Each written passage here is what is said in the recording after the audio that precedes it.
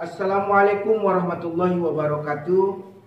Alhamdulillahirabbil alamin wassalatu wassalamu ala asrafil anbiya'i wal mursalin wa ala alihi wa sahbihi ajmain. Amma ba'du, faqala Allah ta'ala fil Qur'anil Karim, a'udzu billahi minasyaitonir rajim. Bismillahirrahmanirrahim. Ya ayyuhallazina amanu ittaqullaha haqqa tuqatih wa la tamutunna illa wa antum muslimun. Wa summa qala Rasulullah sallallahu alaihi wasallam fil kitabil hadis ad-dinun nasihah. Puji syukur kepada Allah Subhanahu wa taala, pada kesempatan ini Allah masih memberi kita kesempatan menjelaskan ilmu melalui video ini, dan mudah-mudahan Allah senantiasa memberi kesehatan kita semua, amin amin ya rabbal alamin. Selanjutnya salawat dan salam tak bosan-bosannya kita hadiahkan kepada Rasulullah sallallahu alaihi wasallam dengan lafaz Allahumma sholli ala Muhammad wa ala ali Muhammad. Mudah-mudahan kita mendapat syafaatnya di hari kemudian kala, amin amin ya rabbal alamin.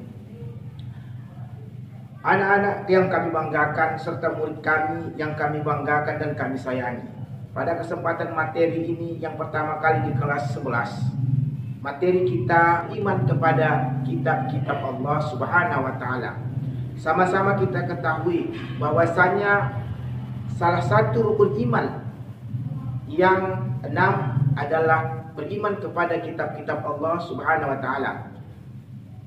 Pada periode lalu, pada pembelajaran yang lalu, kita sudah mempelajari bagaimana tentang beriman kepada Allah, beriman kepada malaikat, beriman kepada Rasulullah. Sekarang kita masuk beriman kepada kitab-kitab Allah Subhanahu wa taala. Anak-anak sekalian yang kami banggakan, beriman kepada kitab-kitab Allah adalah salah satu rukun iman dan wajib kita mengimaninya. Dengan cara apa? Dengan cara melaksanakan perintah-perintah yang terkandung di dalam Al-Quran, yaitu salah satu kitab Allah yang diturunkan kepada Nabi Muhammad sallallahu alaihi wasallam.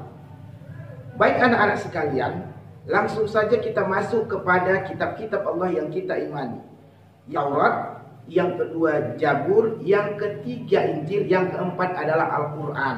Kitab Taurat dalam bahasa Ibrani adalah Torah, yang artinya adalah instruksi yang diturunkan kepada Nabi Musa alaihissalam, diterima di Bukit Tur Sina. Pada abad diturunkan 21 sebelum Masehi.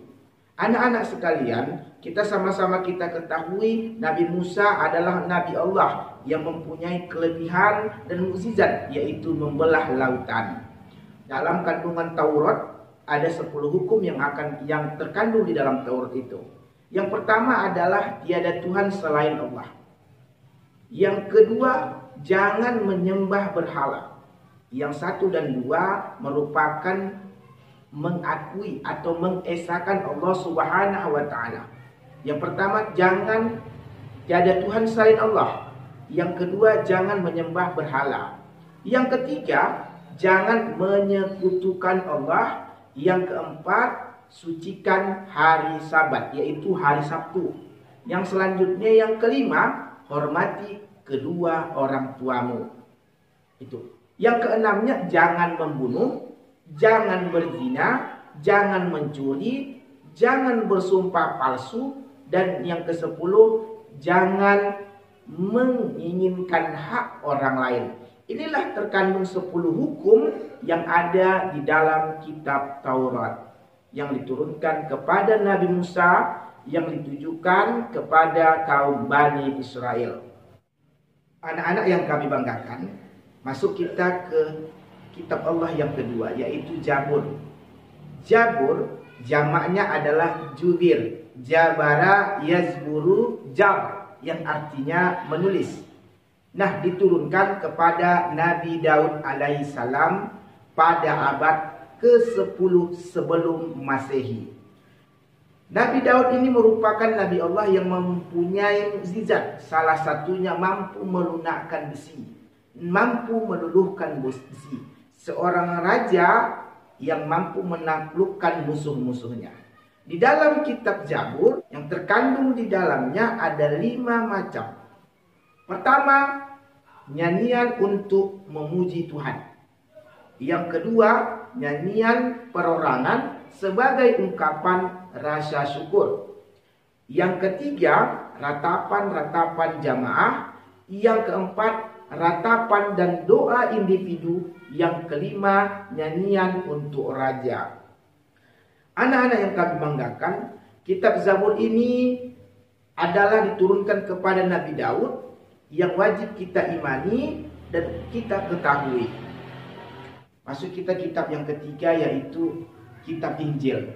Kitab Injil ini diturunkan kepada alaihissalam, yaitu pada abad 1 Masehi yang diturunkan di Yerusalem. Kitab Injil ini merupakan kitab yang diwahyukan kepada Nabi Isa melalui Jibril alaihissalam. Nabi Isa ini Allah berikan kelebihan mukjizat berupa yaitu menghidupkan orang mati, menyembuhkan penyakit kusta dan penyakit buta. Ini merupakan kelebihan-kelebihan yang Allah berikan kepada Nabi Isa alaihissalam, yaitu seorang nabi yang sampai saat ini Allah angkat ke langit pada saat dilakukan rencana pembunuhan yang dilakukan oleh kerajaan pada masa itu. Allah angkat ke langit dan Allah serupakan kepada salah satu muridnya yang berkhianat kepadanya, mirip dengan wajahnya, dan itulah yang ditangkap. Di dalam kitab Injil menerangkan tentang mengesahkan Allah Subhanahu wa taala, memberikan pernyataan yang benar dan nyata. Dan juga di dalam kitab Injil ini menerangkan bahwasanya akan lahir nabi akhir, yaitu Nabi Muhammad sallallahu alaihi wasallam. Dan nabi ini merupakan adalah nabi terakhir yang pada saat ini kita imani sekarang. Selanjutnya anak-anak sekalian, yaitu kitab Al-Quran. Kitab Al-Quran ini diturunkan kepada Nabi Muhammad sallallahu alaihi wasallam secara berangsur-angsur. Ya, secara berangsur-angsur. Pada abad 6 Masehi di Mekah, peristiwa turunnya Al-Quran diperingati dengan nuzul Quran yang diterima di Gua Hira. Anak-anak yang kami banggakan, Al-Quran diturunkan secara berangsur-angsur selama 22 tahun, 2 bulan dan 22 hari. Terdiri dari 30 juz, 114 surah, 6.236 ayat, 74.437 kalimat, dan 325.345 huruf. Surah ini terdiri dari 30 juz. Surah terakhir adalah yang diturunkan kepada Nabi Muhammad, surah Al-Maidah ayat 3, diturunkan pada tanggal 9 Zulhijjah atau 10 Hijriah di Padang Arafah. Pada masa itu Nabi Muhammad SAW melakukan atau melaksanakan haji wada, haji terakhir atau haji perpisahan, dan setelah itu beliau wafat. Anak-anak yang kami banggakan, di dalam Al-Quran banyak hal-hal yang terkandung di dalamnya. Di dalam Al-Quran Allah berikan kita ketenangan ketika membacanya, mengamalkannya, bahkan mengartikannya. Perlu kita ketahui bahwasanya Al-Quran diturunkan kepada Nabi Muhammad mempunyai banyak kandungan yang harus kita ketahui. Yang salah satunya yaitu tentang kandungan akidah, keimanan menjelaskan bagaimana cara bertauhid, akidah tentang keimanan, dan seterusnya. Selanjutnya di dalam Al-Quran, pokok Al-Quran itu ada yaitu ibadah. Bagaimana beribadah kepada Allah, menjalankan perintah Allah. Nah, selanjutnya ada akhlak, berperilaku baik kepada sesama, berperilaku baik terhadap orang tua, berperilaku baik kepada tetangga dan sebagainya. Yang keempat, di dalam Al-Quran terkandung tentang muamalah, ya, antara manusia dengan manusia. Selanjutnya di dalam Al-Quran ada terkandung tentang sejarah atau kisah, menjelaskan kisah-kisah terdahulu, bagaimana kisah nabi-nabi terdahulu, bagaimana kisah yang lalu. Selanjutnya ada semangat pengembangan ilmu di dalam Al-Quran. Ini merupakan pokok-pokok yang terkandung di dalam Al-Quran. Anak-anak sekalian, ada nama lain dari Al-Quran. Yang pertama Al-Huda, petunjuk. Kedua Al-Furqan, pembeda antara yang baik dan yang buruk. Yang selanjutnya ada Asy-Syifa, penawar, pengobat. Jadi kalau kita baca Al-Quran, kita amalkan, insya Allah hati kita terobati, hati kita tenang, dan hati kita damai. Selanjutnya ada Az-Zikr, yaitu peringatan.